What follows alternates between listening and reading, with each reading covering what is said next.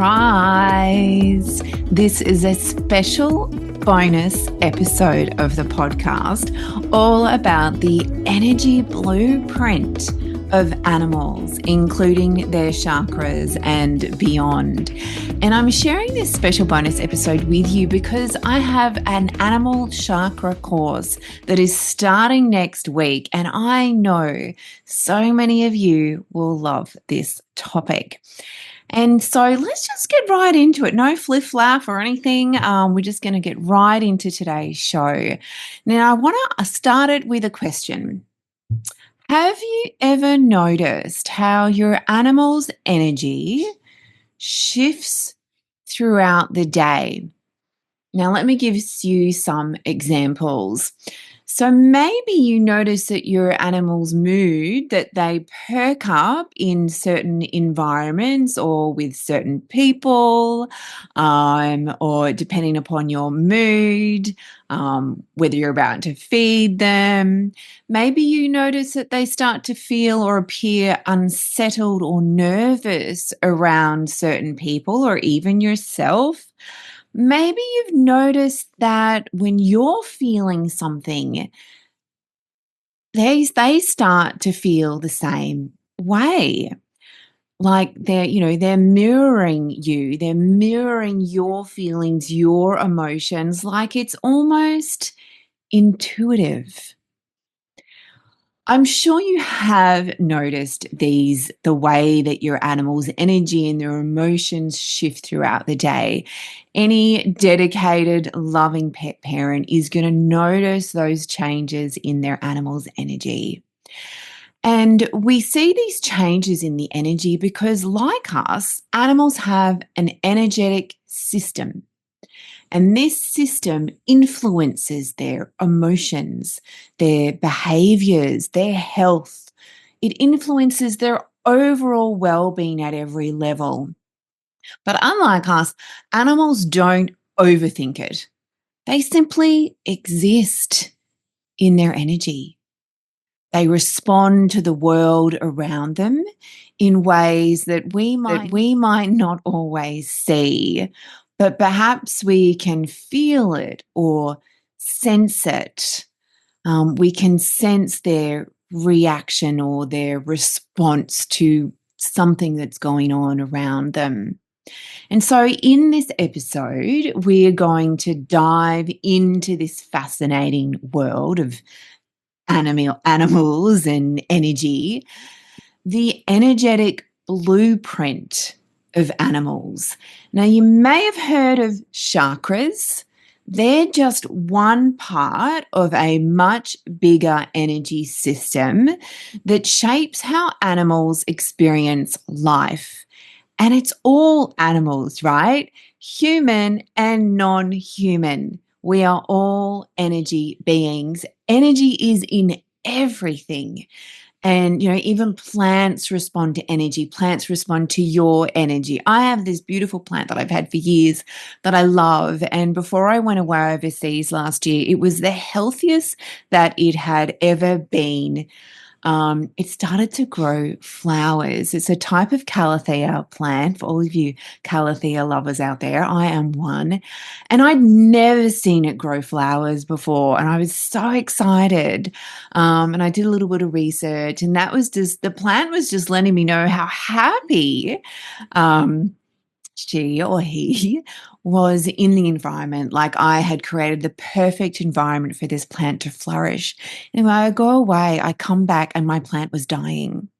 None of the other plants were impacted like this plant was. And so I'm still trying to repair her.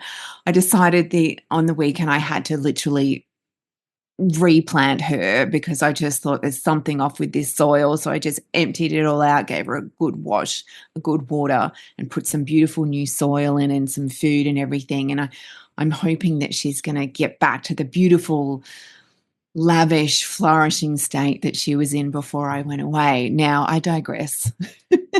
I'm now talking about plants.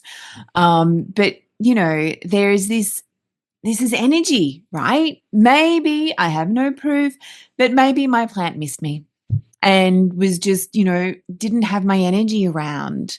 And had this really noticeable response to that.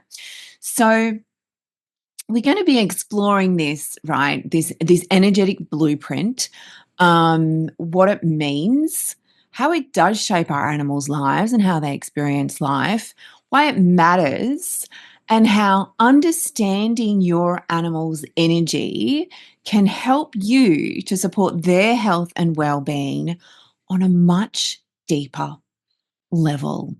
And if this sparks something for you, if a little light bulb or electric voltage goes off inside of you and you want like more, stay tuned, because I'm also going to be hosting an Instagram live Q&A where you can bring your questions and we can chat even more about this topic. More details on that later. For now, I want to get into it. So, what exactly do I mean when I talk about an animal's energetic blueprint? This blueprint, made of energy, is like an invisible roadmap, invisible to our eyes, to most people's eyes. Those people who have really advanced clairvoyant abilities can actually see the energy. They can see the movement. They can see different colors. They can see lumps and bumps and gaps and holes and chords and shaded bits. And there is actually imagery of the energetic blueprint, of the components that make up the energy blueprint. And I'm going to be sharing a lot of those images in my animal chakra course. But basically, this energetic blueprint, this, to most of us, this invisible roadmap of energy, it's an energetic system that flows through and around the animal's body. And this energetic blueprint influences the animal's physical health, their emotional state, and their overall well-being. This energetic system is always working, spinning and moving and flowing and getting stuck, whether we're aware of it or not. Our animals, on the other hand, are more likely to be aware of it. I'm going to give you an example. My youngest cat, Elvie, he often gets a bit of energy blockage in his lower back. And so what he does is he goes a bit crazy and a bit stressy and ferociously licks that area and bites and pulls out his fur. So I know what's going on. He knows what's going on. And so by the act of licking and of pulling out the hair, he's stimulating that area. He's actually moving in assisting with the energy to flow in that area. Obviously, me being me, I come in and I help him out. I give him a good massage. He lies down and he receives that and he looks at me with I love you eyes and thanks, Mum, for helping me out. But so he knows, like, and this can happen with humans too. Like, you might have this part on your body that constantly irritates you, or maybe not constantly, but every now and again, you get this tightness or this itching or this irritation. That could be an area where energy is stuck. And so by your action of rubbing that can help to move that energy, to unstick that energy that's become stuck there. So the system is always working. The energetic system is always working through that roadmap, through those different channels. Just like the circulatory system moves blood through the body, the energetic system moves life force energy, also known in Eastern traditions as prana or chi. And within this system, we have different components that play specific roles. We have the chakras. So these are considered to be energy centers. They're like spinning wheels or spinning vortexes.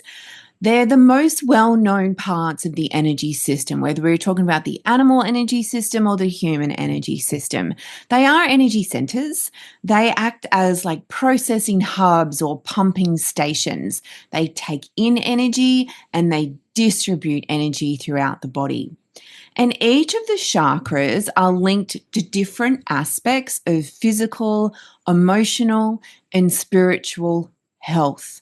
And in animals, just like in humans, these chakras can be balanced, they can be imbalanced, they can be overactive, underactive, congested, depleted. And the state of these chakras, of these energy centers, affects how your animal feels and behaves.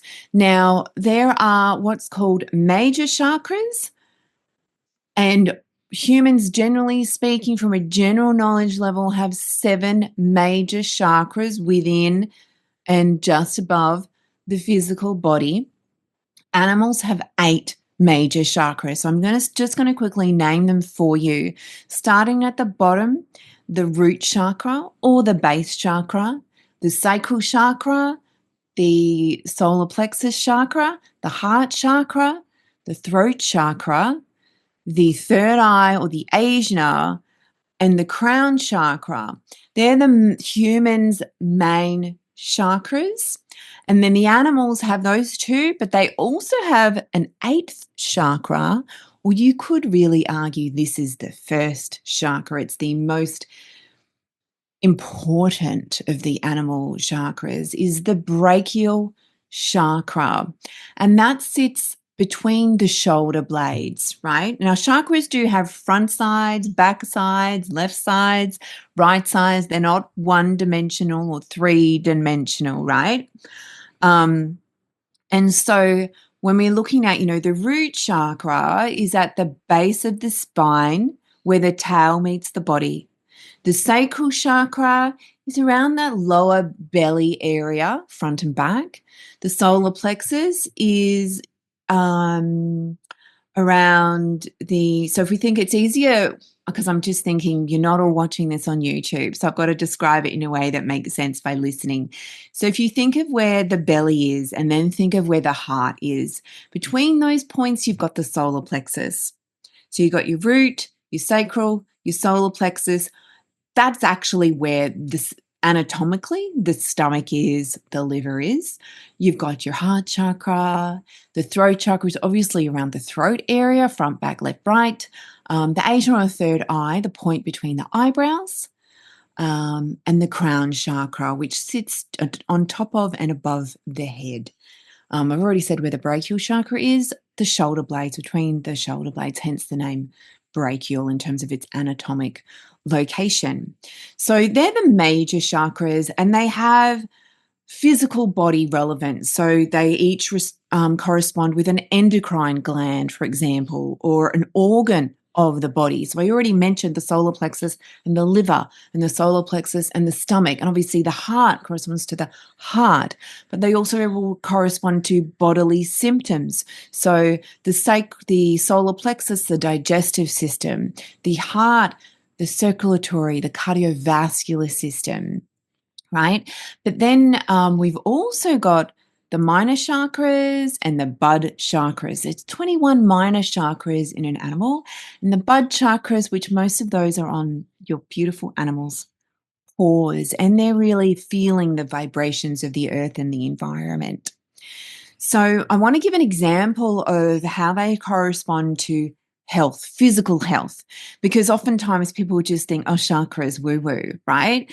But they have a really strong impact on physical health.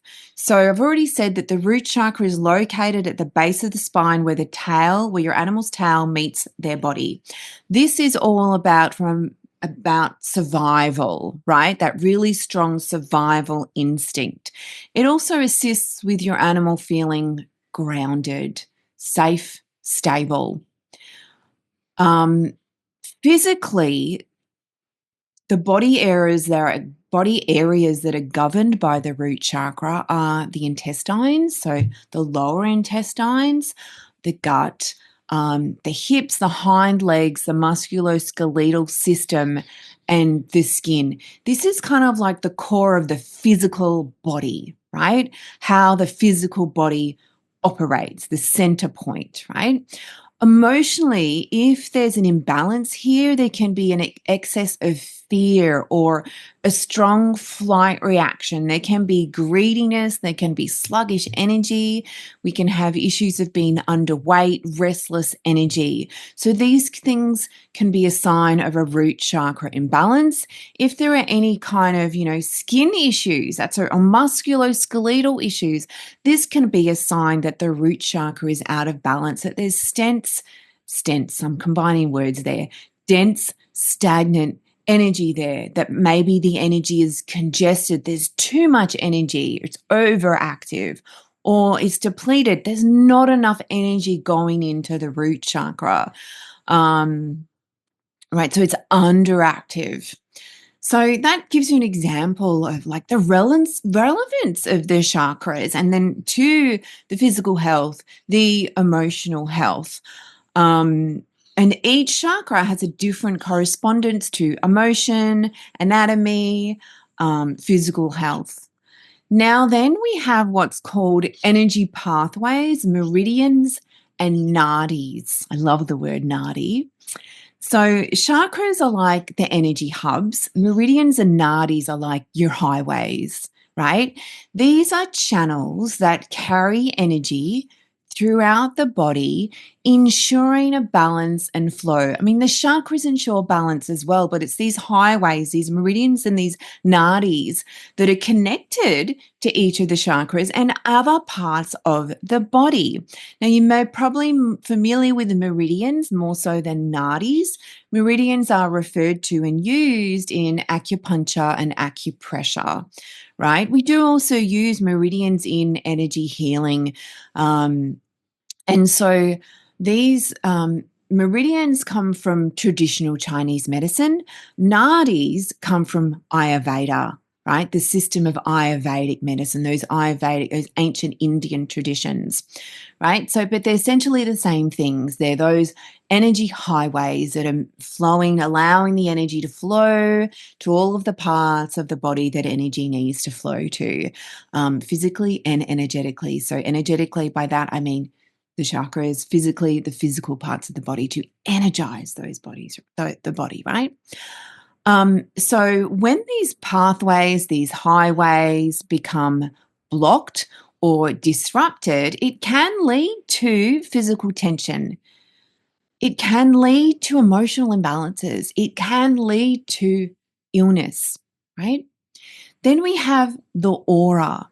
And within the aura are subtle bodies. The aura consists of several different subtle bodies or several different layers. So while we have chakras as energy centers, meridians and nadis as energy pathways, the aura and the subtle bodies are like the energy field, right? So this starts on the body, on the outside of the body as opposed to the inside of the body, and expands outward beyond the physical body, right? So it's the energy that surrounds the body, and this is like it starts off at it kind of like the shape of it will kind of like mirror the shape of the animal's body, right? And then as each layer goes out, the layers can be smoother, not necessarily the shape, like the curves of the body, right? And each of these layers, these subtle bodies, correspond to the chakras. And I'm going to give you an example, right? So, an example, I'm going to stick with the root chakra, right? So, the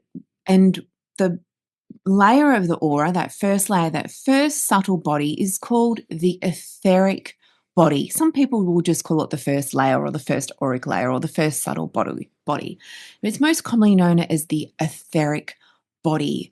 It sits on the skin and around the skin. And right then and there, because of that relationship of that first layer of the aura and the skin, because it's on the skin and around the closest layer to the skin, the closest layer to the physical body. And what's the first part of the physical body? It is the skin. So it makes sense, right? That if there is a skin issue, that can mean that there's an imbalance in this subtle body, in this auric layer, in this etheric body, right? And so this has similar significance with the root chakra, right? Um, Given that it corresponds to the skin. That's one of the physical body areas that the root chakra is relevant to. So too is the etheric body, that first layer. Um, Similarly, with the root chakra, this first layer, this etheric body, also includes those basic survival needs. So, from a healing perspective, would be looking at if you come to me with your animal and they've got a skin issue and you want some energy healing for them, in addition to perhaps naturopathic support, right? Then I'd be looking at, well, let's work on the root chakra and let's work on the etheric body. So, as you can see, the energetic blueprint isn't just one thing. It isn't just the chakras, right? It's so much more than that. It is a dynamic system that is made up of chakras, meridians, nadis, the aura, the subtle bodies. And this whole energetic system works together to support your animal's overall harmony and well-being. And when your animal's energetic blueprint, their energy system is in balance, your animal feels really good. They're really healthy. But when this blueprint is disrupted, when this system is disrupted, it can manifest in physical issues, emotional issues, and behavioral issues. You know, the beautiful thing is that once you start to understand your animal's energetic system, you can also start to work with it, helping your animal to find more balance, more ease, more joy, and a better state of overall well-being, better health and happiness, right? And this is why it all matters. Balanced energy equals healthy and happy. Imbalanced energy equals emotions like anxiety, fear, aggression, withdrawal, behavioral issues like overexcitement, lethargy, aggression as well, right? And physical illness, physical ailments, physical challenges. So using that example of the root chakra again, if they're, we might get these emotions of nervousness, right? They don't feel safe. They're insecure. They don't feel grounded and connected. Their fight or flight is activated more often than it's not, right? They can have physical issues like joint stiffness and skin issues, like I mentioned. And a lot of the time, or most of the time, like this could be brand new for you, right? And that I would expect that for the majority of the population, this is going to be brand new information. And some people are just going to go, whatever, she's crazy. I'm not for you. That's fine. Or maybe I will do my job of planting a little seed, and maybe in a year or 5 years, you might start to open up to exploring this system, exploring this way of caring for your animal. But if I'm for the person who is already kind of like listening to this and still listening to this and wanting to know more, I'm talking to you, right? Well, I'm still talking to everybody, but I'm really only talking to the people that are listening or watching this, right? But as a pet parent, and even as a human for our own health and well-being, we're taught to only look at things from a physical perspective, through a physical lens. But when we start to look at health and well-being energetically, we can achieve a much deeper understanding of what's going on, what's really going on beneath the surface, and even what is the root cause, or at least a contributing factor to what's happening on the surface the physical, what the body is showing, the signs the body is showing. When we look at the body energetically, we get to understand that it's more than just the physical body. And you might notice this or have an awareness around this in terms of perhaps your animal does have a chronic health issue and you've tried everything under the sun, but maybe you haven't looked at or considered your animal's energy. And this can be the missing piece in the puzzle. This can be the missing piece in achieving healing, in achieving optimal health and well-being for your animal. So the good news is, just as energy can become out of balance, it can be balanced, it can be restored, it can be harmonized. The energy can flow smoothly through those meridians and through those nadis.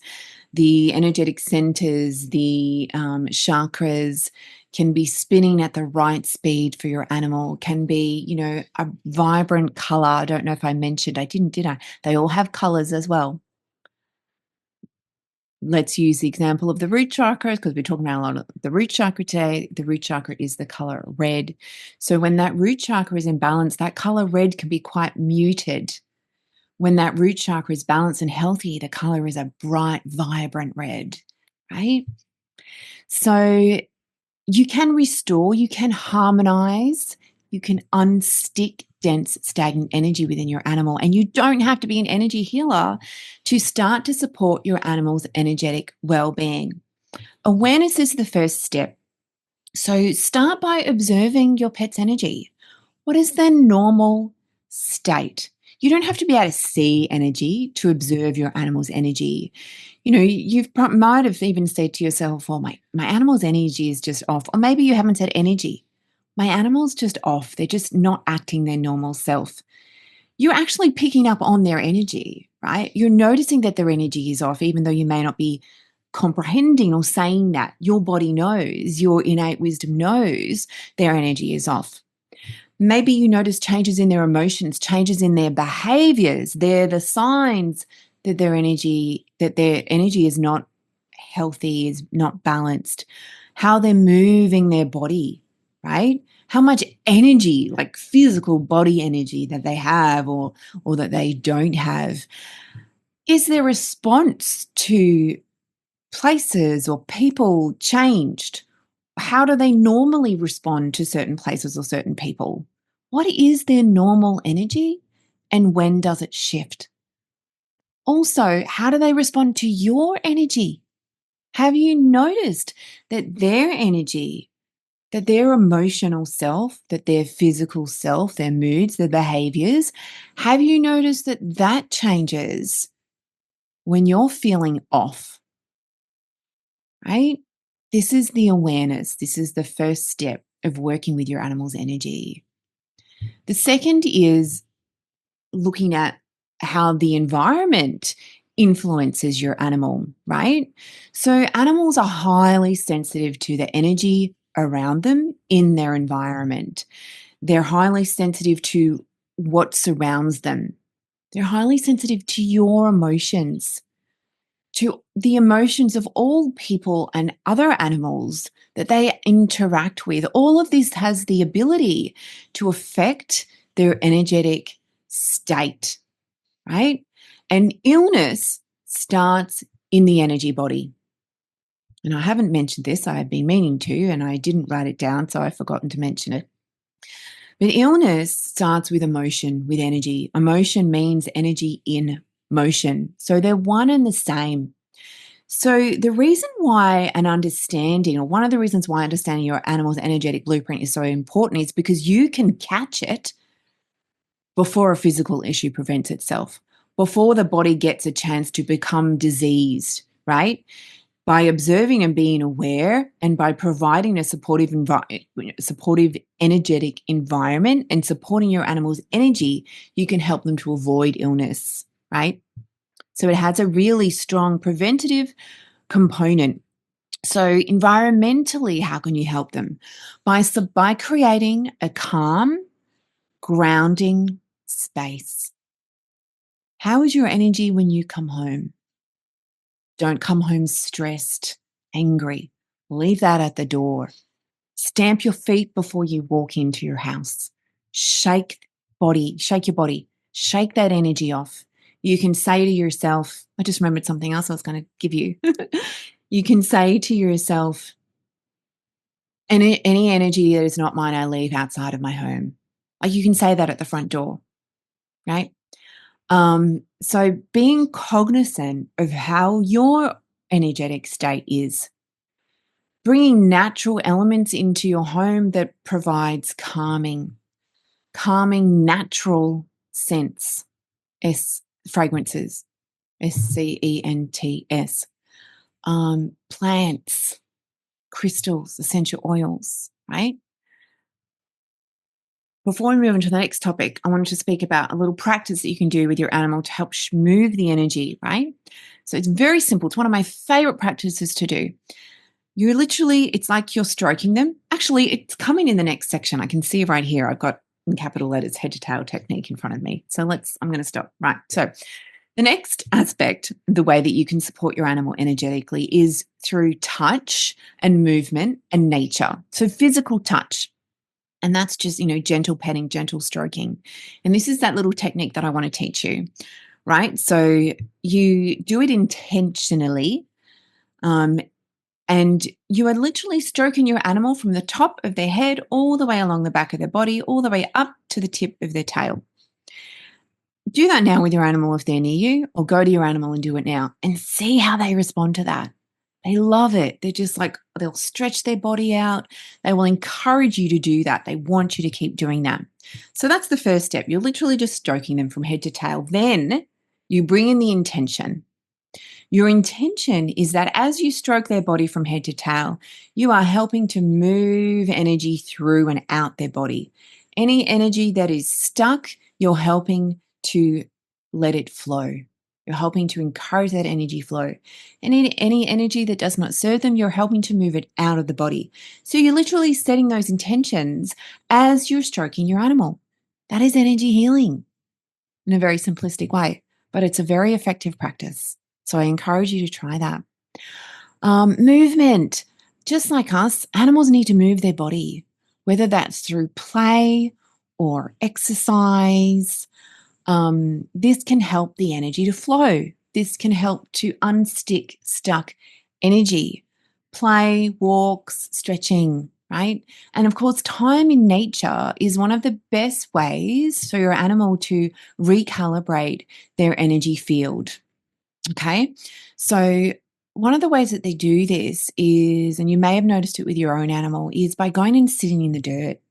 And remember what I said about the root chakra? The root chakra helps them to feel grounded. So they're literally plonking their backside on the earth and they're just soaking up that grounding, stable energy from the earth.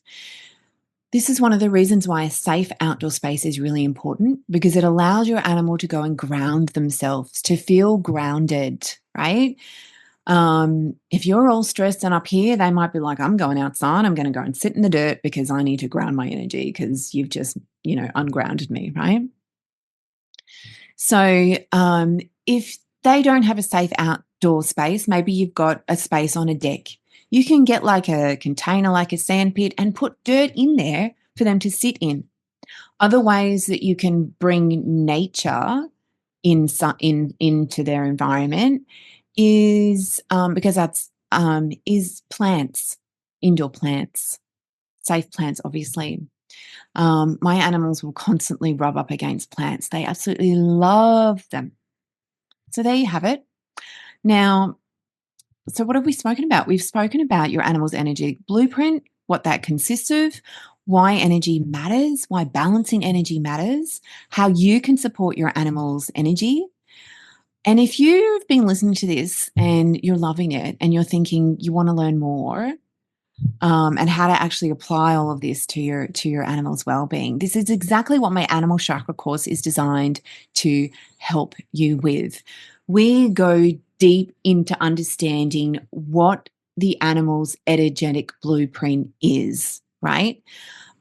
We unpack the chakras, the meridians, the nadis, the aura. We look at what each of these energy aspects are.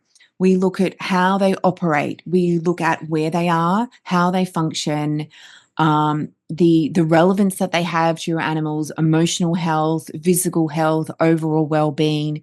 We look at practices, look at ways that you can support your animal's energy, right? Without needing to be an energy healer. So we cover all of that, how you can work with these and understand these energies and work with these energies to support your animal's health and well-being, to help them to have a happier and healthier life. It's a 4-week course. It's online. There are live calls. All of the calls are recorded so that if you can't make the live calls, you can just watch the recordings, and you have those recordings for life, for lifetime. So whether it's your first time watching them or whether you want to watch them again and revisit them, so that's all there in the course portal. There's PDF learning materials to support and reinforce your learning. There's going to be a lot of images and tables and graphics to really help you visualize and understand how the energy works. There's going to be a sacred private group for discussion and questions. And also there's an option for your animal to receive weekly healings as a group with the other animals in the course. So it is open for enrollment now, but only until the 25th of February, because we actually start next Wednesday on the 26th of February. So if this resonates with you, now is definitely the time to join. Even if you can't make the calls, they are on Wednesday evenings. Like I said, they're going to be recorded and uploaded into the course portal. I don't know if I will run this course again. Like, I have no idea. It really depends on how I feel about it after I've run it. So I'm not going to say, oh, yes, I'll run it again next year, because I may not, but I may. So if you really want this information, even if you're not ready to learn this information now, I would still strongly encourage you to enroll in the course, because then then you're guaranteed you're going to have access to this information, right? You're going to be able to start to put this into action for your animal. And so I will put the link to the course in the show notes. You'll find it there, but it's ruthhatton.com/animal chakra course. And before I wrap up, if this has sparked curiosity for you, you may have some questions. I would love you to join me for a live Q&A on Instagram next week, actually this week on Sunday night. Sunday, I believe it's the 23rd of February at 7 p.m. Queensland time.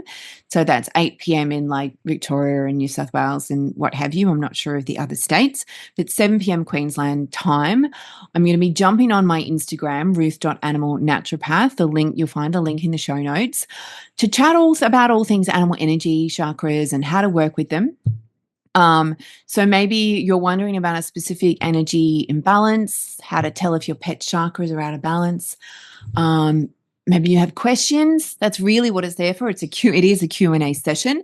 So come to the live, watch the live. This is your chance to ask. And if you can't make the live, I am going to be posting reminders on Instagram and to my email list. And if you can't join live, you can always DM me your questions in advance, and I'll ask them during a live, which I will then share the recording of that in my Instagram feed. So lots of ways that you can dive deeper into this with the course and with the Instagram live Q&A on Sunday night.